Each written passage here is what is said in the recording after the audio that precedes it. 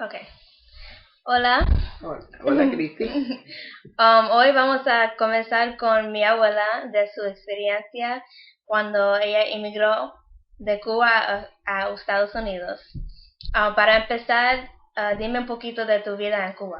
Bueno, mi nombre es Blanca Pérez, como tú sabes, mi nieta. Nosotros presentamos en Cuba, mi esposo era militar, teníamos una vida no rica, pero éramos en la clase más o menos acomodadita.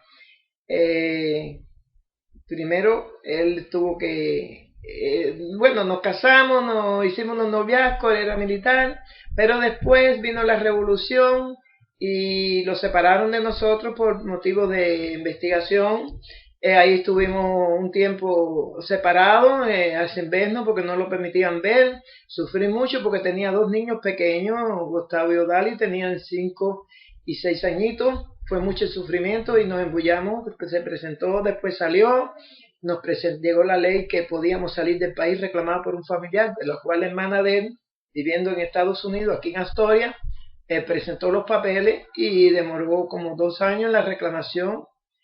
Por segunda volvieron a tu abuelito, lo volvieron a sacar de la casa para ir a un campo de agricultura y trabajar voluntariamente como castigo de salir del país.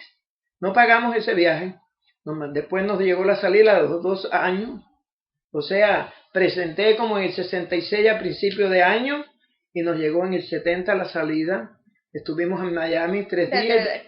Ese momento, ¿cómo sentía?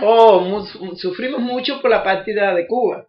Entre eso me acuerdo que el carrito que viajábamos para el aeropuerto, hubo un perrito que yo quería siempre, se llamaba Negrito, y sufrimos mucho por esa salida. Estuvimos en el aeropuerto, los niños llenos de fiebre, mi familia, mi mamá, mi papá, mis 5 hermanos llorando, mis sobrinos, por la partida tan brusca de salir de ese país, porque mi esposo tenía necesidad de salir.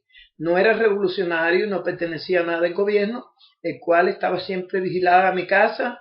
La comida era racionada, mis hijos pasaban hambre, mi hija ganaba premio en la escuela y se lo quitaban y le decían escoria. Escoria quería decir basura. No la dejaban jurar su bandera cubana porque no era niña, que ya era una niña que salía del país.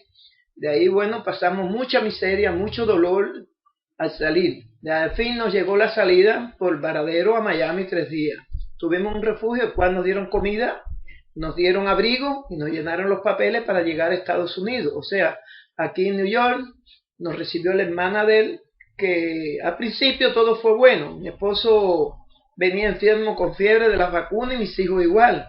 Mi hijo varón, el de medio, venía hasta con parásitos.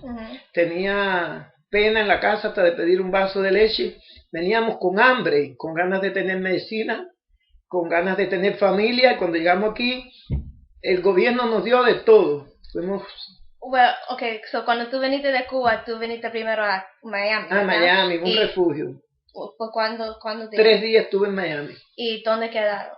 Después nos quedábamos en un albergue, ¿no? Como decir un shelter. Ahí nos daban un cuarto con unas camas de 2 pisos, de 2 literas, y ahí dormíamos mis hijitos, mi esposo y yo. Okay. ¿Qué edad tenía? Cuando yo llegué, yo tenía 29 años, mi hija tenía 6, mi hijo varón Gustavo tenía 5 y Helio 3, el más chiquito, que es el papá de Cristi. ¿Y cuando vinieron a Nueva York, conseguí trabajo? No, fue al mes de estar aquí en New York, en casa de mi cuñada, la hermana de mi esposo, llorando todos los días por tener que estar agregada con 3 niños, un apartamento que tenía todo lujo y me daba hasta miedo. No estaban asustados los niños de comida, de lujo y de todo, porque ya en Cuba se carecía de todo. Entonces ahí mi esposo buscó y encontró con tan buena suerte en La Guardia, fregando platos. Voladito en fiebre, estuvo trabajando ahí 3 meses o 4 meses para reunir, para coger un apartamento. El apartamento nos costó, me acuerdo que fue a $200 cerca de casa. $200 y la cama tenía una lata de pintura de acomodada porque le faltaba una pata. O sea que los muebles fueron regalados viejos. Sufríamos llanto y miseria porque era una cosa que uno vivía en Cuba con el comunismo, con todo pero estábamos más o menos en la casa de uno. Esa casa el gobierno nos la quitó herméticamente cuando salíamos del país. Nos quitó todo, nos dejó con la ropa que teníamos puesta nada más. Entonces fuimos a casa de mi mamá. Y entonces aquí, vernos también agregados, sin nada, nos fue muy duro.